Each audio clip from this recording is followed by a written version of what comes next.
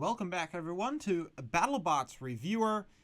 With Battlebots Pro League coming up, I decided it'd be a good idea for us to take the 24 teams competing in Pro League and put them on a tier list so you guys know which Battlebots to look out for.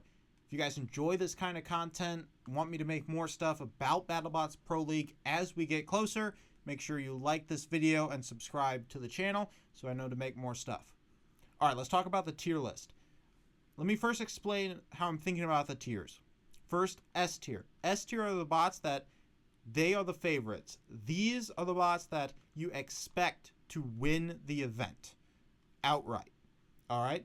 A tier. A tier are the bots that I could see them winning, but I expect them to do really, really well. B tier bots that expect to do well, but I'd be surprised if they win.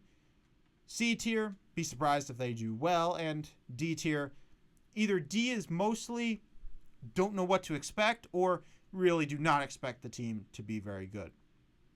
All right, let's just start from the top with Bloodsport. Bloodsport's an interesting team. I'd probably have to put them in B tier. I'd be surprised if they win the event. Don't think they're terrible. Horizontal spinners are kind of out of fashion. I don't know. Bloodsport's a tricky one. I'm actually going to drop them down to C. I'd be a little surprised if they find success with a current meta based around speed bots, getting to the opponent faster. I'd be a little surprised if Bloodsport's able to really find success in the current environment. Claw Viper. Oh boy, Claw Viper.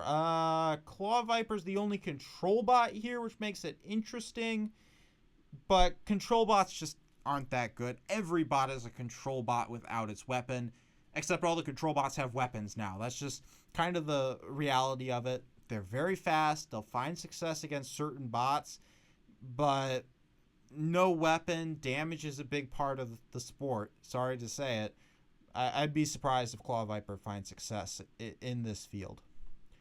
Cobalt. Oh boy. Cobalt is one of the most dangerous weapons in the world.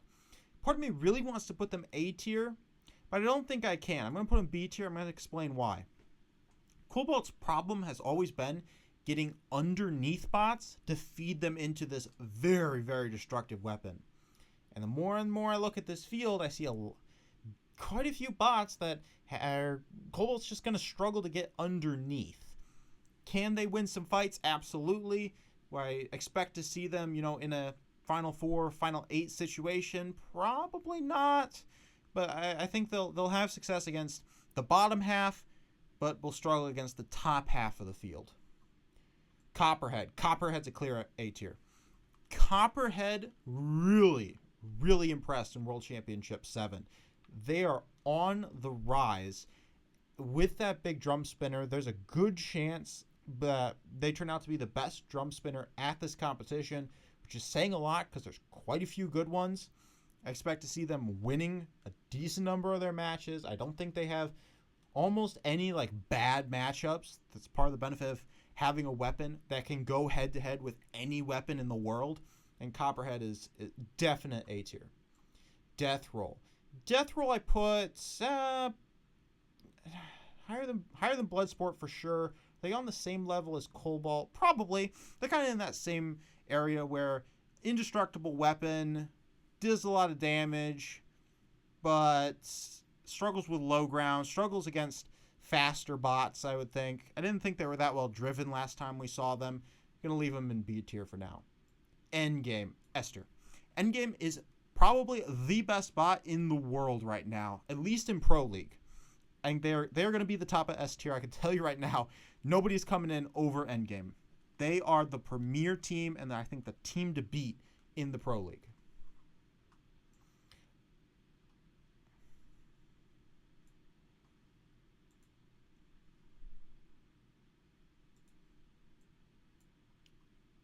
Golden Fury. Okay, Golden Fury is one of the new bots. They've got the big drum spinner. Some of these new bots, they got some hype around them, that's for sure. I haven't seen enough about Golden Fury. I don't love the look of the bot. It looks a little too standard. I don't like the lack of armor. It looks a little bit too light, too flimsy just by looking at it. Again, haven't seen too much from this one. I'll put them in D tier for now. We'll see if they impress. Huge. Huge I'm going to put up in A tier. It's kind of a hard one to place because Huge's matchups are so wild. Most bots, Huge will line up and say, oh, well, I guess Huge wins because the other bot can't do anything.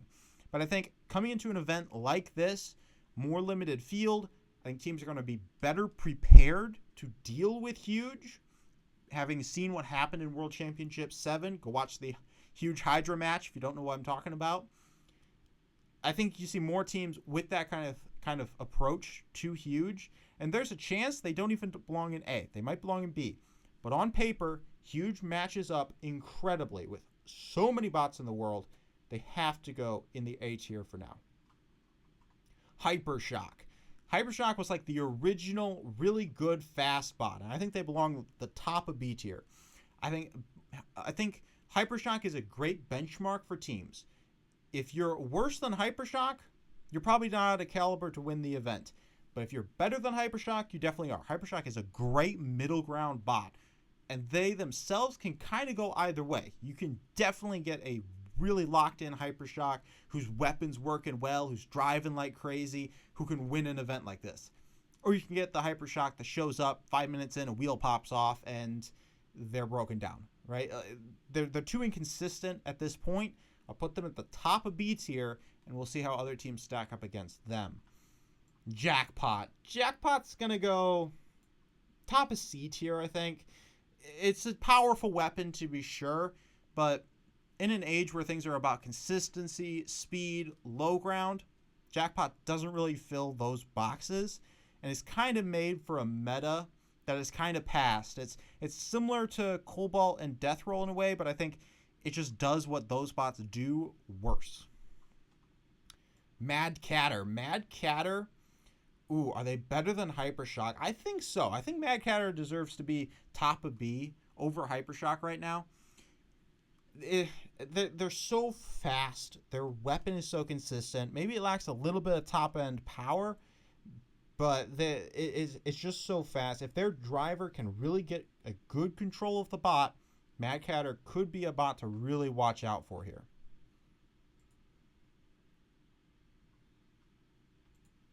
Magnitude. And Magnitude's a little bit different than some of the other new bots coming in that it looks really nice. It's got this drum spinner, got a huge wedge out in front. Looks like it can handle low ground. I'm going to still put it in D tier, though, just because we haven't really seen it play. We'll put it at the top of D tier because I like the look of this one a little bit more. But until we see more out of it, I can't put it too high. Malice. Malice, I think, is overrated. People love to love Malice with this big horizontal drum spinner. It's pretty unique. There's not a lot of bots that have this kind of design, and I never see it do anything. It's got like a 500 record all time. I really just do not think Malice is that good of a bot, and therefore I'm going to put them at the top of C tier, I think. The weapon's not good. It loses against most vertical spinners. I don't have much faith in Malice.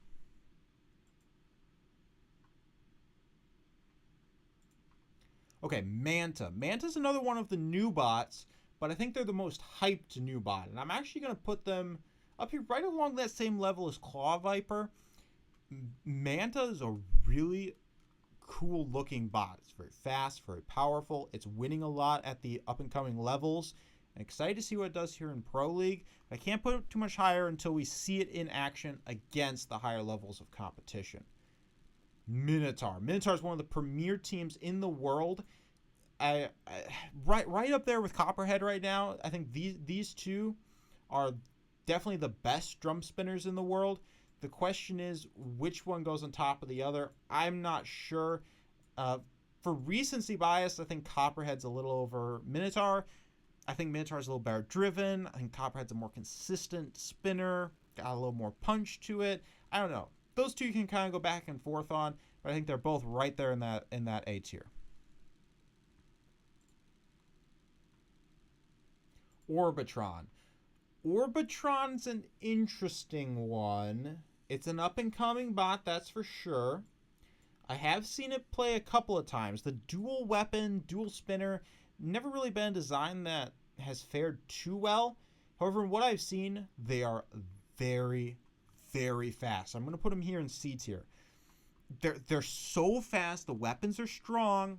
Worry about consistency when we get to these higher level matches, though. But just on what I've seen of it in their matches so far, they look really, really nice. Ribot is a hard one to place. They're probably here at the bottom of B tier, I'd say. You know, they got some potential. Their weapons have gotten better over the years. You know, it kind of came in as a, why is there a frog here type feel, you know? But, you know, they've started to prove us wrong. You know, they've had a little bit of success. Modular design, I don't know how much success they'll have with that here. But I'd be interested to see how well they do. Right now, I think they're kind of at the bottom of B tier. I don't like their matchups a lot of the time. They lack some low ground capabilities. But the ability to change up their strategy a little bit might prove well against bots that matchups have become more and more important. So I think Ribot might be able to take advantage of some of those and find some success. Scorpios. Scorpios has always lived in the shadow of Sawblaze. So Sawblaze is just such a better robot. Right now, I think they're down here in C tier. I'd probably even put them over Malice, probably. I don't know. These four here in C tier are all kind of mixy on whether they're one is above the other. But I think they all deserve to be there. Overhead weapons just aren't that good, especially when they really struggle to just win the low ground, which is like a default must do for an overhead, and they struggle to do that. So I don't expect much from Scorpios.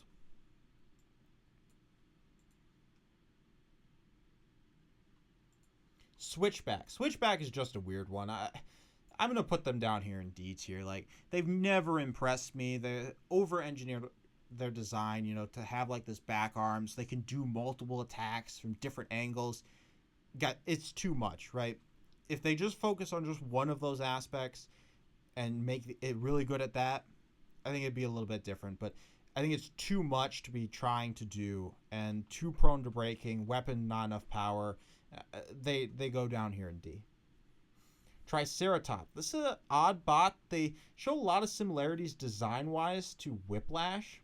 But what made Whiplash great was they had one of the best drivers in the world.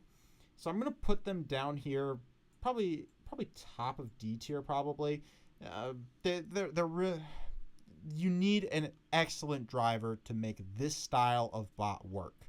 And until we see that happen, I think they belong down here in D. The Twins, bottom of D. Why are we letting a Tandobot into the competition? They're going to get absolutely destroyed. Why? Who thought letting two little bots get murdered for no reason and give other teams free wins was a good idea? Bottom of D tier. Tombstone, team that needs no introduction, legends of the sport. No, not even close. Tombstone is a below meta bot at this point. They're probably bottom of B tier. You could say even lower. Some people might have them down in here next to a blood sport type area. Horizontal spinners just aren't that good anymore. And honestly, I am going to put them down here. I'm going to put them over Scorpios. I think Scorpios would probably beat Tombstone head on. So for that reason, I'm going to put them here. It's outdated.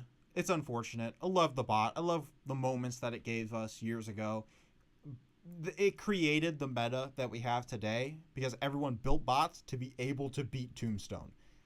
Well, too late now. The Tombstone is beaten. The design doesn't work anymore. The game has passed Ray Billings on, and so he ends up down here in C tier. Valkyrie. An undercutter bot is an interesting idea, and I think it belongs kind of here in B. I don't think Valkyrie's that good. I'd be shocked if they're, winning a lot of games. But because teams have gone with these more mobile, fast robots, it does open up some opportunities for a Valkyrie type team to make contact with these wheels that teams are using now and cause a lot of damage to bots which are designed to be very mobile. And I think just because of that, it ends up kind of the bottom of B tier, where it just feels like a 2-2 type team.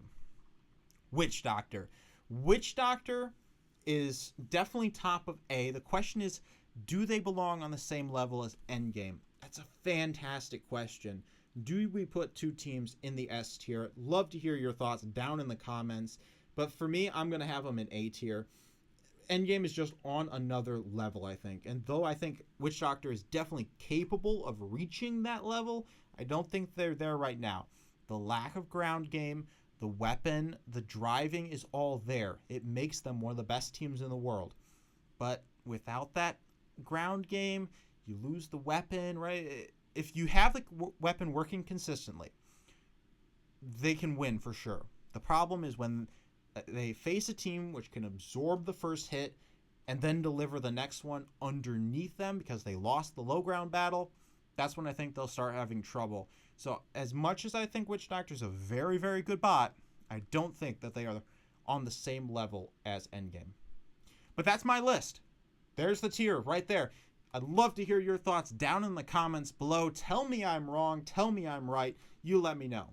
If you've enjoyed this kind of content, make sure you leave a like on your way out and subscribe for more BattleBots reviewer content as we draw closer to the Pro League.